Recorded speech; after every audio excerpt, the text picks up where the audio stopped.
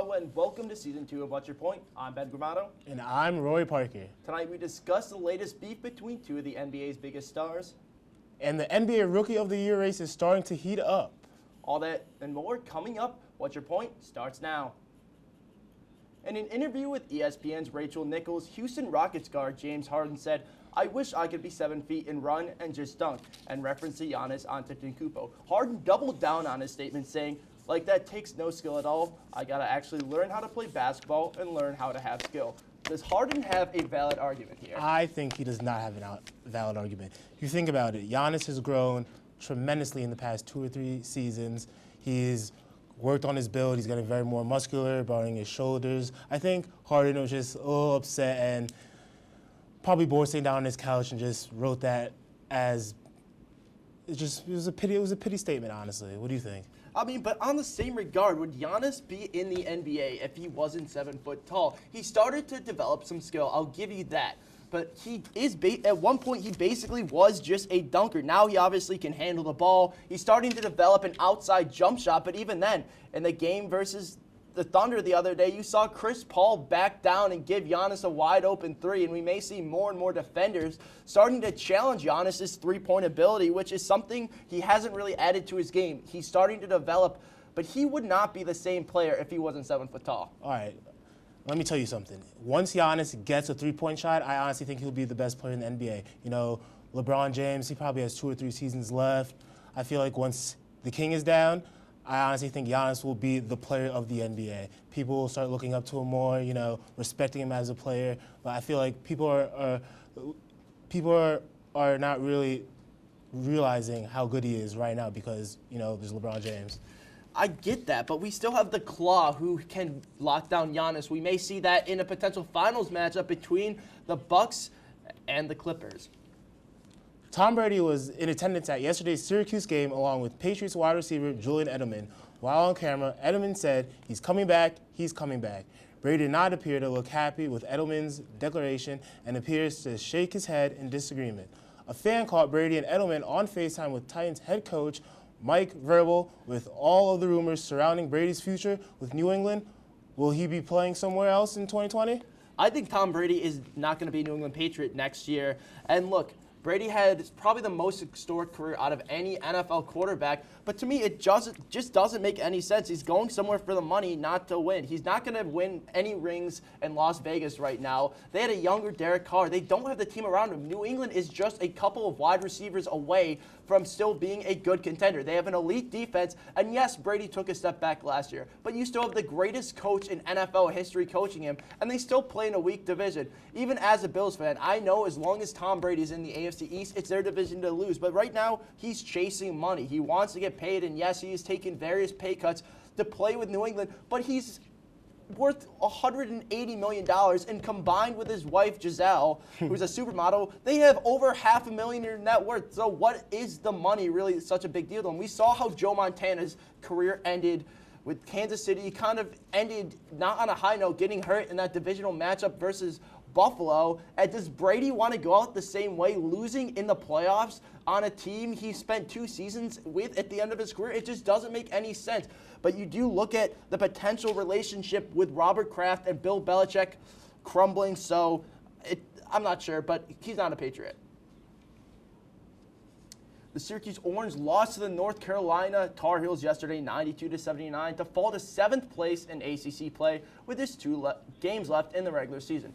Buddy Boeheim led the Orange with 22 points, while Garrison Brooks had 26, and star freshman Cole Anthony had 25 points, knocking out 7 threes for the Tar Heels. With the ACC tournament just over a week away, what's next for the Orange? First, I mean, not a lot of people are going to like this, but I think the Syracuse Oranges have to get rid of Jim Boeheim, honestly. I mean, he's been coaching for 32 years now. He's very old.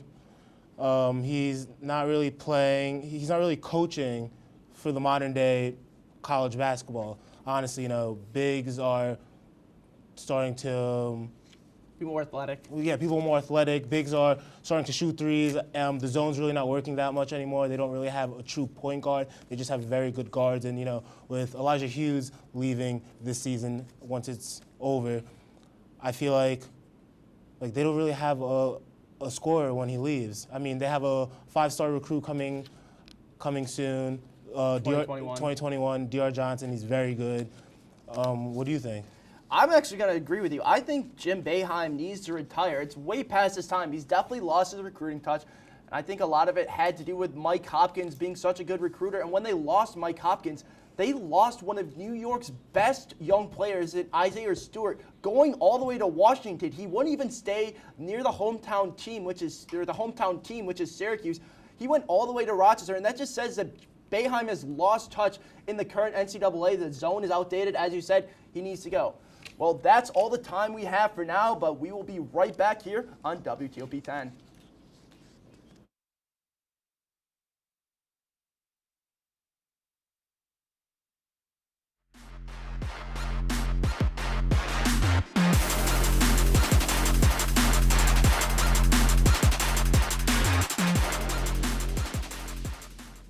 Welcome back to What's Your Point? Tony Romo becomes the highest paid NFL analyst in history on Friday after agreeing to stay with CBS. According to the New York Post, Romo will make $17 million a year. There were earlier reports that ESPN could look to make Romo a larger offer to replace Booger McFarland in Monday Night Football booth. Following the announcement, there was a lot of backlash from current players. Did CBS overpay Romo? And should analysts make more money than players? I think CBS overpaid Tony Romo.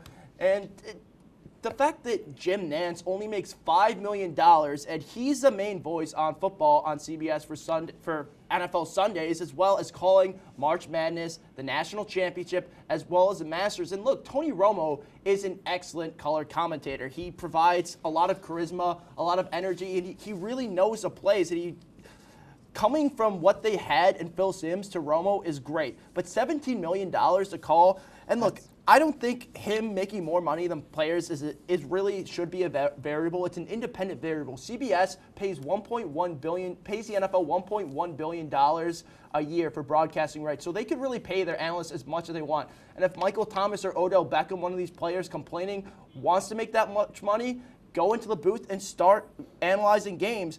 But Tony Romo is making just as much money as he made in the NFL some seasons. According to SpotRack, he made $127.4 million during his career in the NFL, and just 3 of those seasons, he made over $17 million.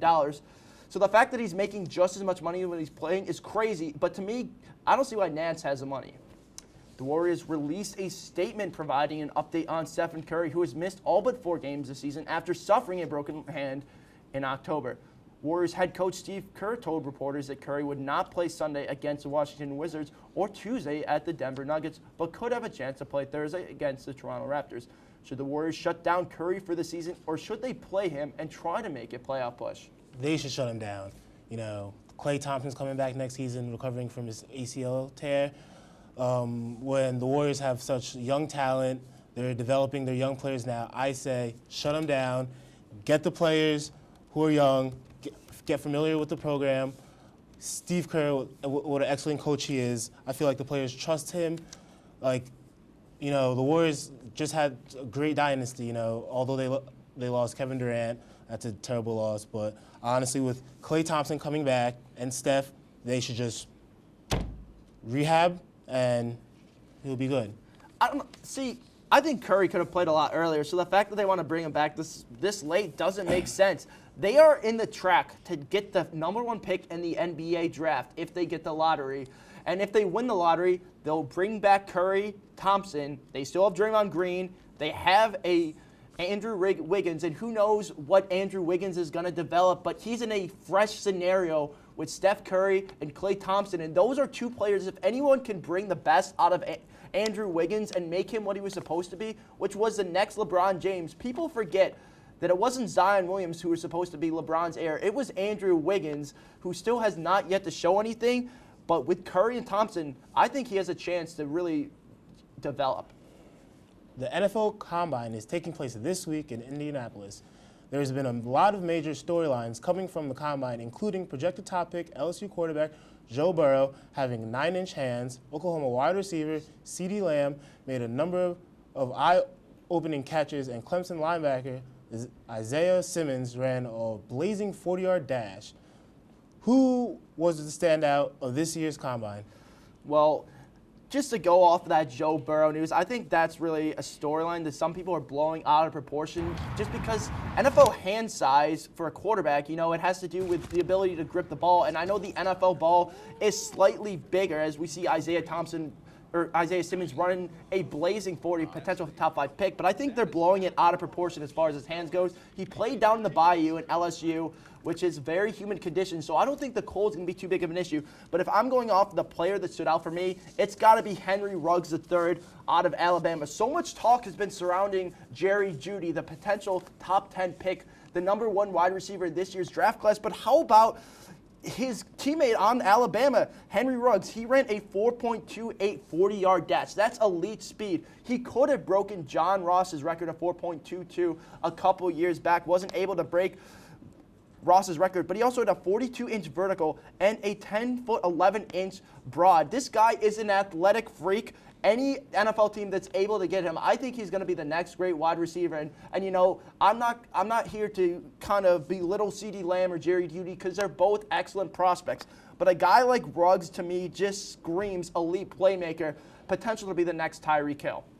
Well, rookie sensation John Morant has arguably putting up Rookie of the Year's number on the season for the Grizzlies, averaging 17 points, 7 rebounds, and 3 assists. Morant gives fans a handful of highlights every night he touches the court. Zion Williams, on the other hand, has missed 44 games this season, but has scored 20 or more in 10 straight. Is Zion giving Ja a run for his money for the Rookie of the Year award, or do you think Zion can come back and steal the award? I think Zion can come back and steal the award for sure. I know he's only played 15 games this season, but every time anyone looks at the NBA schedule and they see the Pelicans are playing, everyone wants to tune in. Zion's not just a player, he's a franchise player as well. People just want to be a part of Zion, see him play. He's a great talent.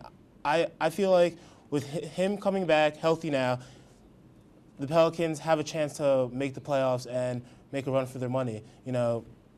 Brandon Ingram, is developing himself as a player. People are respecting him now, with Lonzo Ball doing his thing. I feel like the Pelicans can have a great season. I don't think Zion should even be in consideration for Rookie of the Year. Why not someone else, Roy Hachimura or another rookie? Only playing 15 games, he's missed 44 games. That's over half the season. Would Giannis even be in the running for MVP if he missed that amount of games? Just look at Ja Morant's numbers this season. As I said earlier, last night against the Lakers, 27 points, 10 of 16 field goals, 14 assists, and 4 of 6 from the 3. He's doing everything. He's such an athletic freak. And if Ja Morant went to a Duke or Kentucky, everyone would be talking about him. He would be the number 1 rookie in basketball right now. But the fact that he went to Murray State, a college that plays in the Missouri Valley Conference, a team who really got no coverage at all except in the tournament last year, take Ja Morant off of the Grizzlies. They would not be in the playoff hunt right now. But the Pelicans remained in the playoff hunt nearly all season without Zion. And I know Zion has definitely sparked their playoff run now. But this is Ja Morant's thing to lose. You cannot give it to Zion Williams based on how much Williams has played this season. It's totally Ja's award to win. I think you're right, but come on. He has scored more than 20 points in the last 10 games. Ja's averaging 18 points a game nearly. Okay. I see what you're saying there. But Zion, with all the athleticism he brings, 20 points. Who else is doing that besides Ja Morant and Zion? I think the award should clearly just go to Zion because he's shown, although he's missed a lot of games, that he is the player, he's the next best thing. And Ja, everyone loves Ja, but I think the award should go to Zion. If the award goes to Zion, this will be the biggest debacle since Ben Simmons winning Rookie of the Year after missing a season. It's just the award is gonna turn into a joke at this point because Ja Morant has had such a great season, and the Grizzlies are still the favorites to make that 8th seed in the NBA playoffs. We're gonna take a quick break, but when we come back, we break down last night's thriller between the Rockets and Celtics. What's your point? We'll be right back.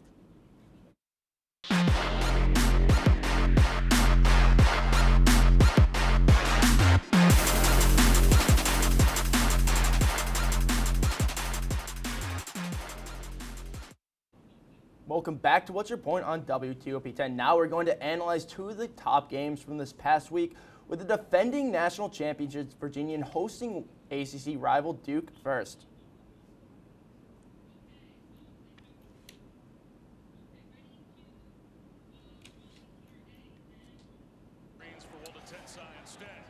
This just like, and you see Duke coming in as this number 7 team in the country, led by Cassius Stanley, one of the ACC's top young players. But Virginia showing that grit behind Tony Bennett, just such a well-coached team. And last night I saw a tweet from a Rochester sports reporter saying who would want to go and play for Virginia. They play a boring style basketball where they only score about 50 points a game. They aren't flashy in any way there, but you see right there as Huff throws it down. They produced a lot of NBA talent, and last year finally breaking that drought. Every year they make it to the tournament, and they always somehow lose in heartbreaking fashion, but they are able to get over the top. Tony Bennett just has it right. The way he recruits, the players who comes into his system, guys like Ty Jerome and guys like DeAndre Hunter, and then you look at NBA stars right now like Joe Harris, who's developing. Jerome. Malcolm Brogdon for the Pacers. He was the Bucks starting point guard last year. Tony Bennett just has this thing right. And you look at, as we see the Diakite goaltend right there, but this was just a fantastic game from top to bottom. And the way that Virginia has been able to win games and stay in them, Virginia's unranked, and they have nearly the same record as Duke. They're 2 games behind Duke, 1 game behind one game behind in ACC play. As we see Battle's game-winning shot attempt miss, and Virginia ended up winning up. But Tony Bennett just has this thing right, and Virginia, they're going to be a force in the NCAA tournament again. Last night featured a thrilling finish between the Houston Rockets and Boston Celtics at TD Garden. As you can see here, this was a great game start to finish. There wasn't one point while watching this game when I was bored. Russell Westbrook had a great game, having 41 points, but James Harden had a mediocre night, not having around 21 points. The Celtics are really showing themselves to be a contender for the championship. James Harden going to the rack, shooting threes. The Rockets are starting a new type of league this year with small ball. PJ Tucker being their center, who's only 5'10". If you think about it, most centers are at least 7 feet tall, 6'5", but PJ Tucker being that short, it's tough. And as we see Jaylen Brown hit that crazy 3, and you said the Celtics are a team that really can compete. Their young guys are starting to really develop. Jason Tatum starting to turn into a star player that a lot of people thought he would be coming out of Duke. 32 points, and of course that performance by Brown hitting that clutch 3. But as you said, the Rockets are just such a juicy team. The brand of basketball they're starting to bring under D'Antoni, and D'Antoni is one of the best coaches in the NBA right now. I don't care what you say. Name a better NBA coach, maybe besides Greg Popovich than Mike D'Antoni. This is a perfect system for Russell Westbrook. He's able to do what he does best, drive to the rack, get it to outside, give it to shooters. He doesn't have to do it all for this Rockets team. This is just a perfect situation for a point guard in Russell Westbrook, and he's having an MVP-type season. You look at his numbers, he's averaging over 30 points a game over the last 10 games, and he had a kind of a slower start to the season. But I think this is starting to become Russell Westbrook's team, even though, the Rockets have always been James Harden's team. Harden has struggled this year. You've seen his shooting numbers have been down. Yeah. But we are going to take one final timeout before we come back and preview some of the top matchups for this upcoming week.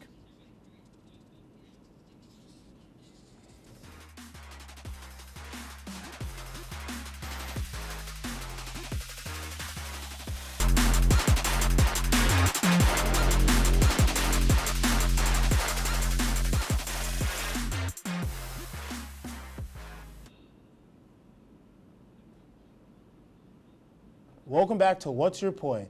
Now we're going to preview the top games of the week. My game of the week is between the Lakers and the Bucks. It's LeBron versus Giannis. Everyone's excited. It's a potential preview of the finals this year, and I'm real excited. Giannis has been playing very good this year. LeBron having one of his best seasons, and it's his 16th season. Everyone was questioning if he could do it this year, and he has shown that it's his game. Yeah, I mean, we saw not as close of a game as we would have liked to see in the first game between these two teams, but I'm really excited to see how Anthony Davis will go toe-to-toe against Giannis, two of the best big men in the league. And my game of the week is going to be a potential Western Conference playoffs matchup between the Clippers and the Rockets on Thursdays. And right now, the Rockets actually lead the Clippers 2-1 in the season series. And believe it or not, Paul George has played every single game, but the Rockets just match up really well to the Clippers. The Clippers, they don't have a lot of size. They're more of a smaller team. And Russell Westbrook just gives Pat Beverly so many problems. Beverly has never been able to guard him throughout his career. No matter how much trash Patrick Beverly can talk to Russell Westbrook, he can't guard him. And I think if the Rockets were to face the Lakers, it would be a completely different story as far as in the playoffs. But just the fact that the Clippers aren't that big of a team, the Rockets are able to really use their small ball lineup, which we talked about a little bit earlier. James Harden matches up well against this team. Well, that is all the time that we have for tonight, but we will be back in the same time and same place March 22nd. Thank you for watching, and have a good night.